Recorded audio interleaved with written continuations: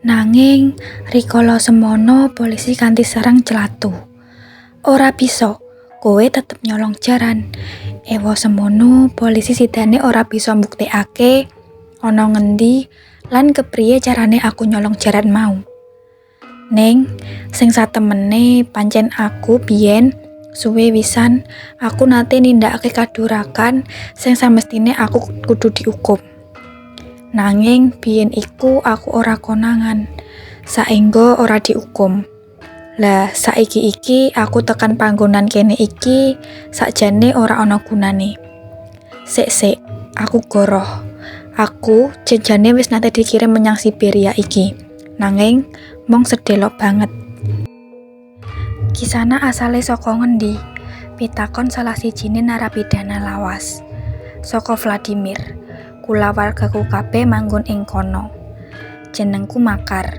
Wong-wong yang nyeluk aku uga semionik. Krungu tembung Vladimir, Aksionov dengengek karo takon. Kisanak semionik. Apa sampean mbok menawa ngerti sithik-sithik ngenani kulawarga Aksionov ing Vladimir? Apa isih padha urip?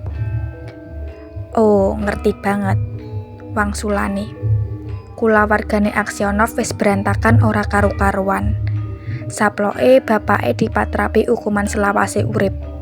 Amarga konangan mateni saudagar. Aksionov iku bajingan, padha karo awak-awak dhewe kabeh iki. Lah sampeyan iki sapa Pak Tuwa? Karo dene Geneo sampeyan kok nganti keblasok tekan kene. Aksionov ora mangsuli sekecap-kecapo, kejaba mung unjal ambekan jero. Kepriye Pak Tuwa? Makar ngambali pitakone. Nanging Aksionov mung ngucap, "Oh, ora apa-apa." Lan sabanjure dheweke babar pisan ora gelem guneman apa-apa maneh. Nanging kanca-kancane nyeritakake marang prantean anyar mau. Kepriye nalar-nalare dene Aksionov nganti tekan Siberia iki. Kepriye sawijining saudagar dening embuh sapa pembunuhe kang banjur nylempitake glatine ing antarane barang-barange Aksionov. Nganti wekasane Aksionov diukum iki. Nalika Makar krungu crita mau, dheweke nyawang Aksionov. Nggapleki dengkula dhewe karo guneman sora. Masya Allah, iki aneh tenan. Temenan aneh. Lah ning sampeyan saiki kok malih dadi tuwek banget to, Mbah? Wong-wong liyane krungu ucapane Makar mengkono mau padha takon. Geneo Makar kok sajak gumun banget ngono. Apa dheweke pancen wis nate kepethuk karo Aksionov? Banjur yen nate ana ngendi kepethuke?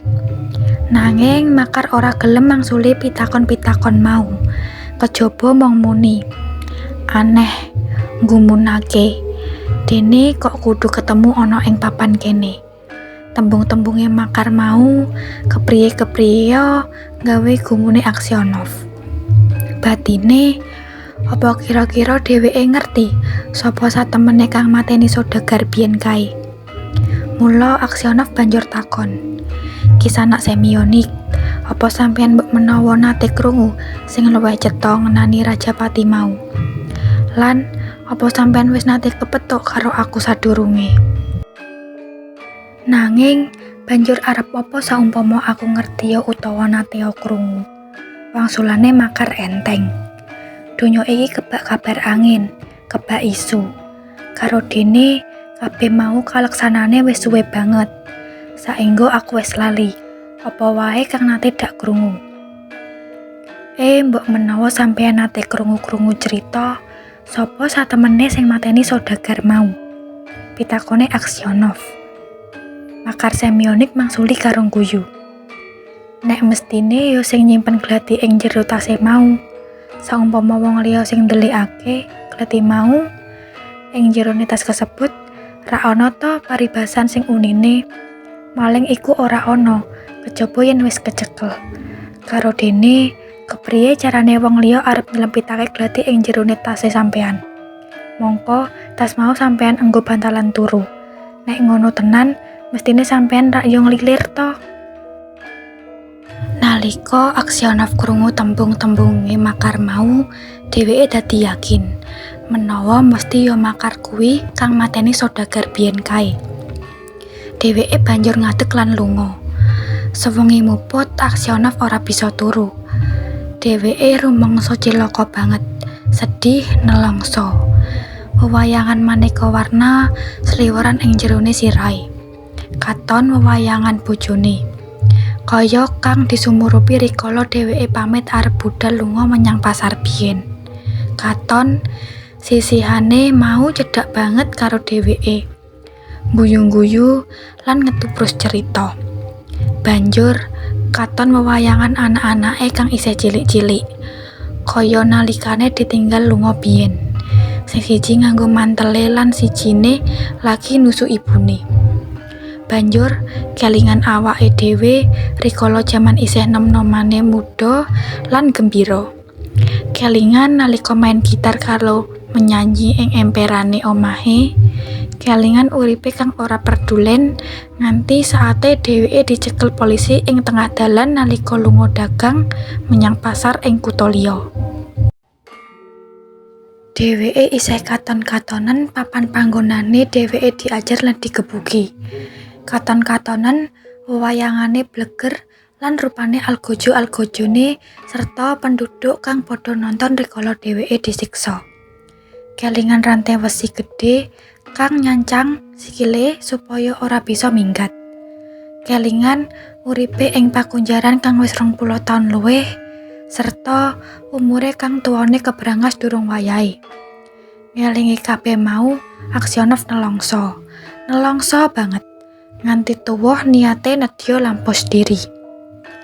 Gek kabeh kuwi mau ora liya amarga pokale bangsat makar kuwi. Pangunandikane kanepsone marang makar Semionik rasa-rasane kaya wis ora kena diampah maneh. Saengga dheweke kepengin banget males hukum. Senajan uga nyadari menawa mengkone dheweke mesti bakal dipatrapi paukuman kang abot banget tumrap tindakane mau.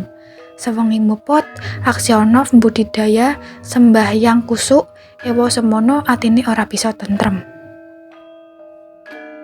Dina candhake dheweke ora menyang panggonane makar Semionik maneh. Kaya narapidana lawas liyane. Lan sabanjure uga babar pisan ora nate guneman maneh karo wong mau. 14 dina suwene kahanan panggah kaya mengkono mau. Ing sawijining dina wayahe wis tengah wengi. Aksionov mlaku-mlaku mrana mrene. Dumadaan maruhi ana rontokan-rontokan lemah kang metu saka ngisore papan kayu kang kanggo lemekane turu para narapidana. Aksionov mandeg lan ngadeg jejeg. Kepengin nyumurupi apa werdine fenomena iku, dumadaan katon makar Semionik krekel-krekel metu saka sangisore papan kayu mau. Lan katon kaget banget nalika nyumurupi Aksionov jebul ana kono. Aksionov dhewe karepe arep etok-etok ora weruh lan nedya nerusake lakune ngliwati makar Semionik tanpa ndadekake wungsuhe mau. Nanging cepet-cepet makar nyandak tangane karo nyeritakake menawa dheweke gawe terowongan ing sangisore tembok pakunjaran kanthi terus ndukiri lemahe. Saben-saben rontokan lemah asile dukiran mau diwadahi ing sepatu larse kang sabanjure disuntak ing panggonan liya yen pinuju ora ana sing weruh. Lah, saiki sampean meneng wae Pak Tuwa, celatune makar Semionik enteng. Mengko sampean dak metu pisan. Ning sampean aja kandha nyang sapa-sapa. Nek sampean nganti ngoceh, aku mesti diajar nganti modar. Ning sadurunge iku sampean mesti tak pateni luwih dhisik. Awake Aksionov gemeter saking olehe nahan nepsune. Rikala ngawasake musuhe mau, slatune kanggoku ora ana paedahe. Maneh saumpama aku minggat to. Uga ora ana gunane saumpama kowe nedya mateni aku. Karo dene kowe tau wis suwe banget mateni aku. Wondene ngenani perkara ngoceh. Apa aku arep nindakake apa ora, kabeh iku gumantung karo Sing Maha Kuwasa. Dina candhake nalika para narapidana digiring bali sawise nindakake kerja paksane ing sanjabane pakunjaran.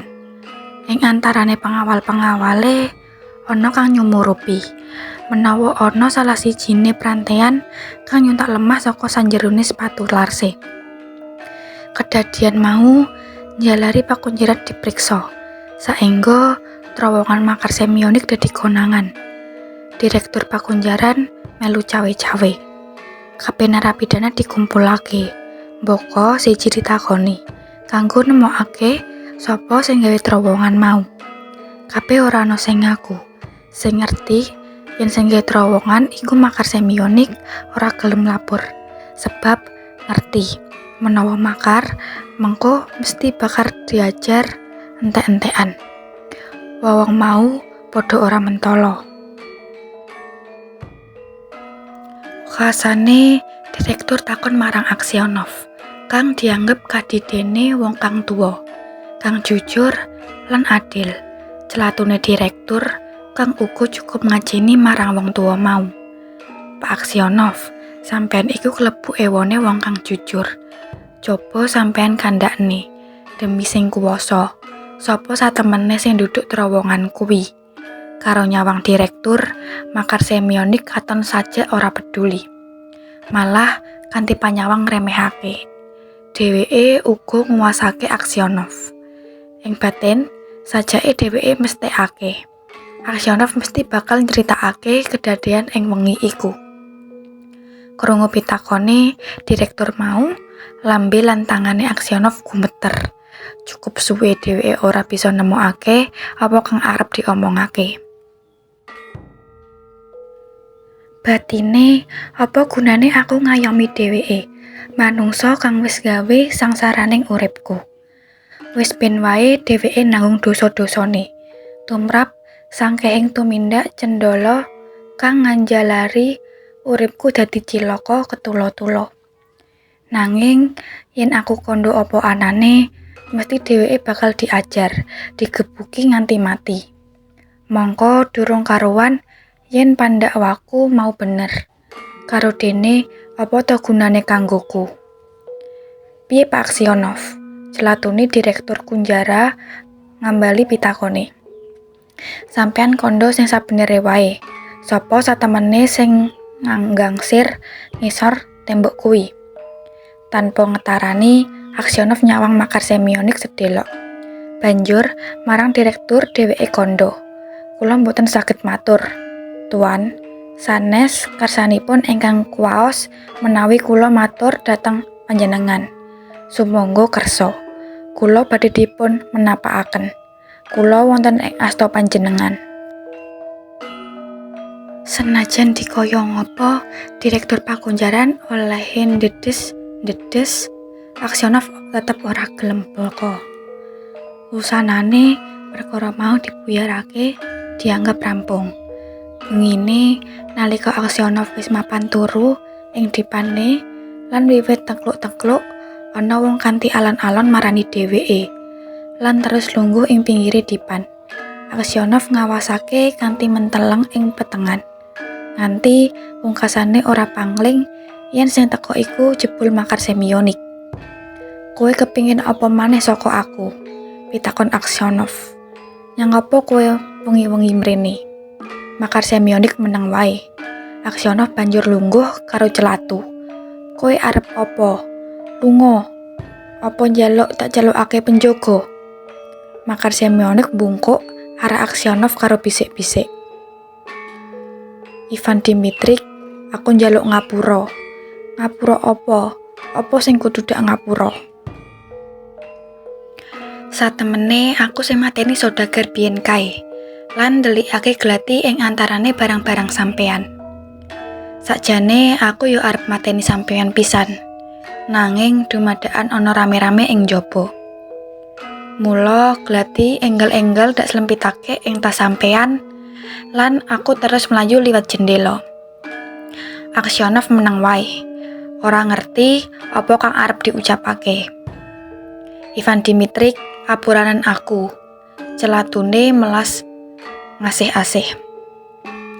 Demi Kang Maha Kuwasa, Ivan Dimitrik, apuranan aku bakal bloko lan ngumumake menawa satemene aku sing mateni saudagar biyen kae.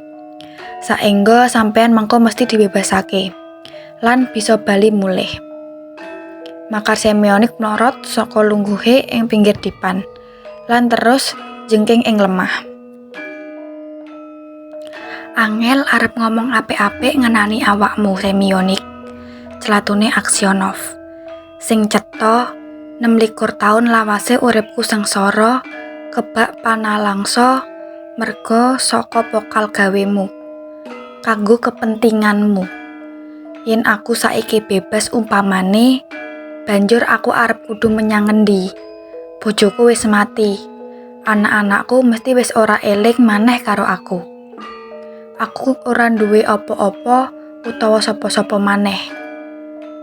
Makar Semionik ora ngadeg, nanging malah sujud nganti batuke tumempel lemah. Ivan Dimitrik, apuranen aku, celatune maneh setengah bengok karo terus nangis ngguguk. Krungu Makar nangis, Aksionov dari keronto-ronto atine lan katut melu-melu nangis pisan. Sing Maha Kuwasa bakal ngapura awakmu, celatune. Sebab mbok menawa aku dhewe iki malah tikel 100 luwih elek ketimbang kowe. Kanthi ngucapake tetembungan mau, atine dadi jumeplong, enteng lan rasa kepengin mulih sirna sakala lan sateruse. Malah sabanjure babar pisan ora ana grenjet nedya ninggalake pakonjeran ing ati sanubarine. Sing disuwun marang Kang Maha Kuwasa malah muga-muga dheweke ge enggal kapundhuta. Senajan Aksionov wis kandha mangkono mau, ewa semono Makar Semionik sidone tetep walih ngakoni lan ngumumake tumindak sarta dosa-dosane saengga Aksionov dinyatakake bebas. Nanging nalika layang perintah pembebasane mau mudhun, wonge wis kadung kebanjur tinggal donya.